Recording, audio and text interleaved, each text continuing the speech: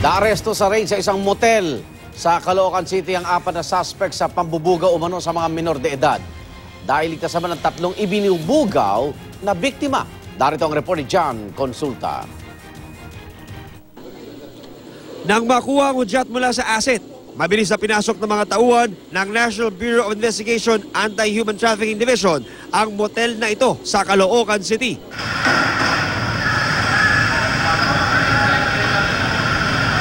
Puwersahang pinasok ang opisina ng manager ng motel kung saan naroon ang susi ng mga kwarto at mark money na ibinayad sa kanila. Ang mga babae ibinubugaw at tinatanggap nyo rito kahit mga minor de edad. Hindi ba namin nakikita yung mga pumapasok yung babae dito? Ba't hindi na nakikita? Kasi siyempre, minsan pa nandito nakataro pa. Ilang saglit, nailigtas ang 3 minor na may edad 15, 14 at 13 na ipinasok na sa mga kwarto ng motel. Go ahead. Sunod na tinarget sa follow-up operation ang mga bugaw ng mga bata at mamasang ng grupo.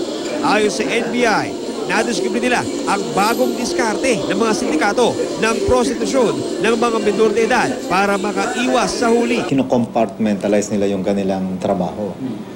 Iba yung nagre-recruit ng mga biktima na mostly nga ay may mga minor de edad at iba din ang nakikipag-transact sa mga customers. Labis naman ang pagsisisi ng 4 na suspect. Sisisi ko ako, di ko na po talaga ulit. Ayoko na po. Sila po ay ito-turn over natin sa DSWD para sa karampatang counseling. Naharap sa kasong paglabag sa child abuse, RA 7610 at trafficking of minor na walang piyansa. Para sa unang balita, John Consulta reporting.